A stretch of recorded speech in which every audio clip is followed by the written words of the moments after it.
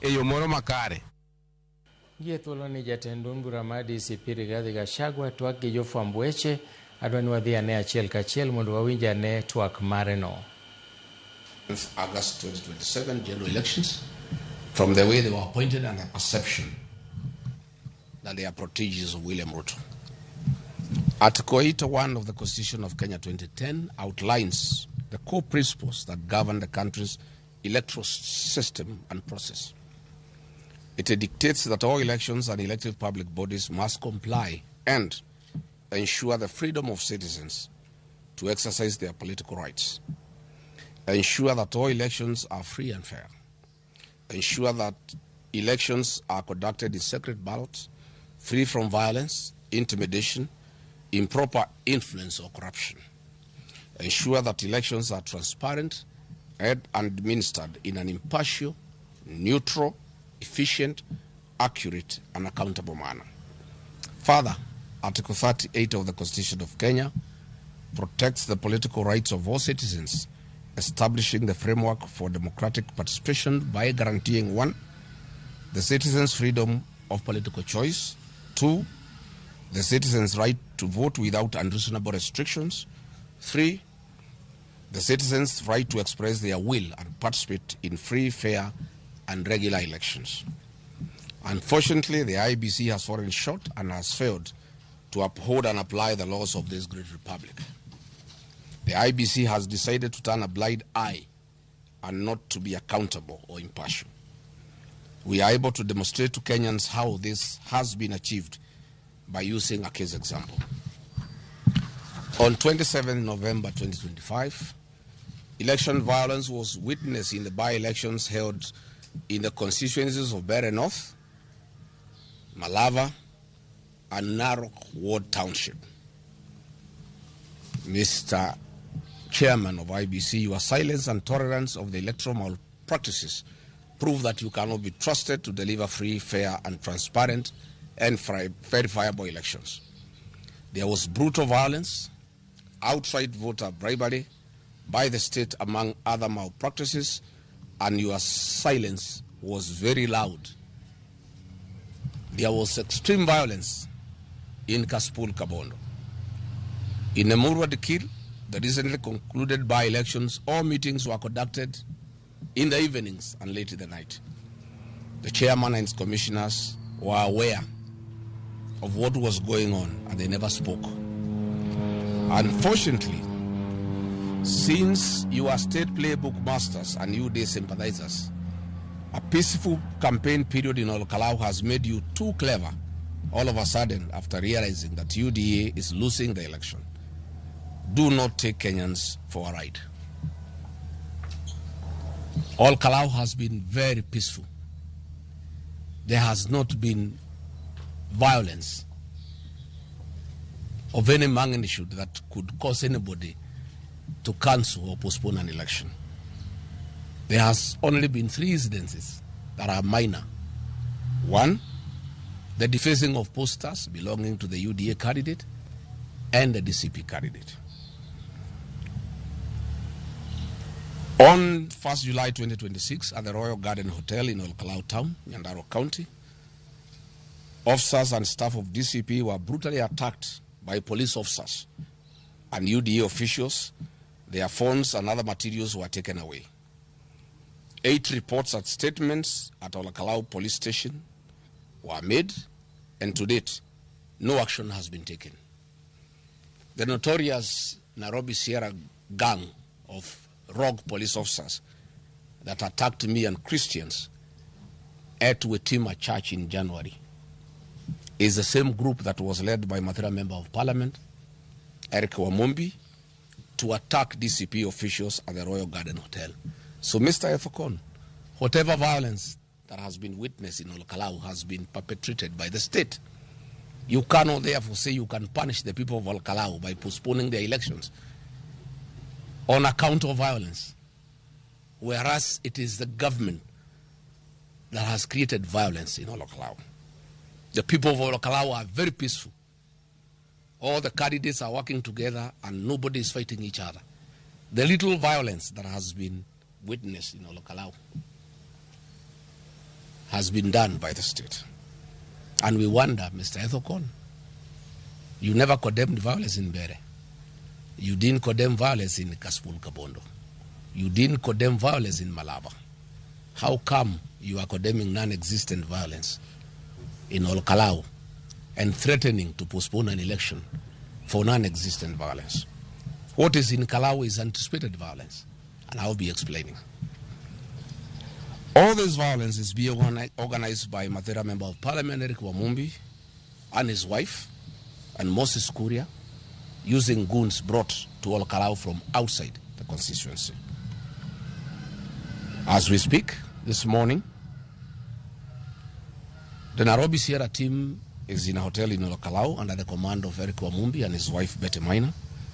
And this morning, a team of heavily armed officers have left Muranga to join this team at the request of Betty Maina, headed by Felix Mayu, an officer from Maragua Police Station. All those officers are heavily armed in plain clothes, and they are going to join the Nairobi Sierra in preparation of violence in Olkalau. What we are saying is that the violence is by the state. The people of Olkalau are very peaceful, and there is no violence between the people of Kalau among themselves. Yesterday, additionally, ahead of 16th July 2026 by-elections, IBC commissioners are dining with the state to procure and deliver an unfair and predetermined by-election result in favor of the ruling party's candidate. Please allow the people to decide. You have openly defied all odds to call to order an election of open bribery by the state led by cabinet secretaries, principal secretaries, and state officers who were actively involved in the by-election campaign and breaching the constitutional and legal provisions of Article 75 and 77 of the Constitution of Kenya 2010 and Section 14 of the Election Offences Act 2016. The world and the citizens of Kenya have all witnessed the brazen breaches of the constitutional and legal safeguards aimed at guaranteeing a free and fair and verifiable election. Let me pay special tribute to the media that has captured the wanton bribery by state officials in Olkalau. All the newspapers, all the TVs, I want to thank the media. And the chairman of IBC is now complaining there is bribery in Olkalau and saying he can cancel the election because there is bribery. Yet the media has been capturing every day, mainstream media, social media, everybody has seen the wanton bribery going on in Olkalau by state officials. Mr. Chairman, how can you threaten to cancel an election because state officials are bribing people, yet you have the law to stop them? You have not summoned any of them. You have not ordered them out of Olkalau. Why do you want to punish the people of Olkalau? Over the last few weeks, state officers and top government officials are on the Olkalau by-election campaign trail and on a bribery spree. Indeed, the government officials are actually more than the voters in Olkalau. Helicopters are almost causing accidents in the air. We need to establish a traffic department to control traffic in the air because of the helicopters in Olkalau. The number of fuel guzzlers in Olkalau. All hotels are full. There is no accommodation facility in Olkalau because of the government presence. And they are all doing bribery during daylight and at night. Miraculously and curiously, the government of Kenya's development agenda has crystallized in one constituency at the same time. And we have seen the issues of government tokens, including mattresses, gas cylinders, cash handouts, water pipes, purchase of IDs, police intimidation, violence. In fact, even a train has been given to the people of Kalau, and 2 days ago they even have received boats in a dam where there is no fish or fingerlings. The chairman of IBC, Mr. Erastus Ethokon, has remained silent when William Ruto has used over 1 billion Kenya shillings in cash in bribes and put 10 billion shillings of taxpayers' funds through his agents to bribe voters until the election in favor of the UDA candidate.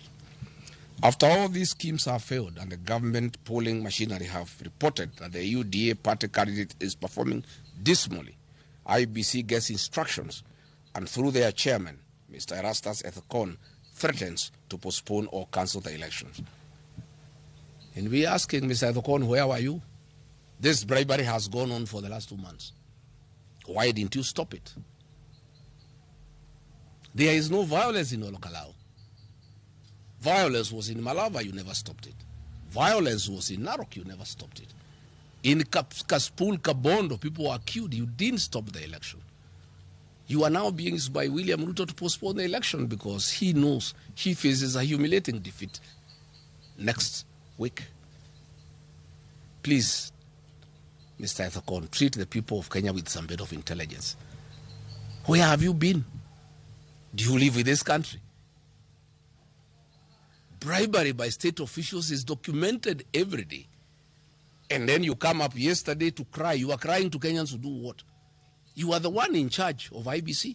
You are the one who is supposed to stop bribery by state officials. Or you are saying all you can do, you are helpless, they stop the election. Oh, there is violence. Which violence? By the state. Ask the IG to stop violence. The people of Olokalao are peaceful. You know, IBC is clearly biased. The Honorable Wajiko Muhia, the MP for Kipipiri, gave a caution that IDs are being bought by UDA for the purposes of giving them to outsiders to come and vote, and asked the people of Olokalao not to allow outsiders to come and vote in Olokalao. And IBC hastily summoned her and tried her in her absence and without her lawyers. Yet, UDA has been bribing people openly. You have never raised a finger. Instead of summoning them, you want to stop the election. Give us a break.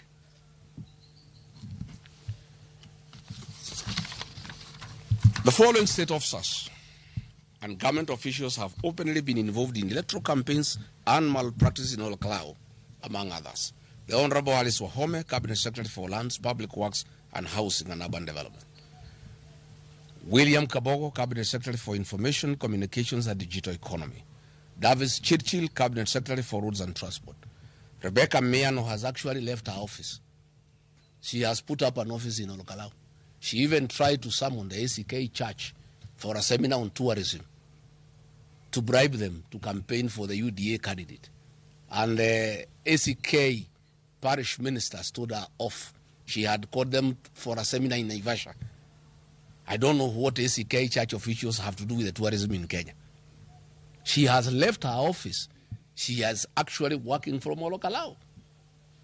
Nixon Coril, the Principal Secretary, State Department of Lands. Patrick Mariru, Principal Secretary, State Department for Defense. Alex Wachira, very notorious. He has even removed the transformers from Bere and taken them to Olokalao. The transformers he took to Bere during the Bere by-election, he has now removed them and taken them to Olokalao. Joseph Bogwa, the Principal Secretary for State Department for Roads. All roads in Nyandarua, in all the neighboring constituencies, have stalled. But in Olokalao, he is there launching roads. Mary Mudhoni, the Principal State Secretary for Public Health, she was having, with Aden Duale, a medical camp and demanding IDs before people are treated. I don't know what an identity card would inform when you are treating somebody. I thought they are supposed to take their blood pressure, their temperature, and their sugar levels. But instead of doing that, finding out what is their BP, what's their sugar levels, what is their temperature, instead they are taking the ID, which means the whole thing was a fake. They just wanted to take IDs from the gullible people of Olokalao. Anan Wangombe, the Principal Secretary for State Department for Gender. Mr. Philip Mainga, the Managing Director of Kenya Rails Corporation. He brought a fake train in Olokalao after 45 years absence, you know, and it knocked a few vehicles because there are no signs anywhere. You know, I'm asking the people of Olokalao to avoid that train. It's a disaster in the making. Charles Karondo, the chairman of the Communication Authority, he has come to Olokalao for 3 months. He's the one actually doing voter bribery at night. You know, when he's not in Olokalao, he's in Keharu, where he's been the sponsor to oppose Dende Nyoro. He's the one actually mapping all the homes for voter bribery. Mr. Ethekon, before you can threaten to cancel the election because of voter bribery, can you summon these state officers and pull them out of Olokalau and let the law take its course? Don't be a crybaby. Why are you crying about voter bribery when the culprits are known and the law is in place? What are you telling the people of Kenya? You are crying to Kenyans to do what?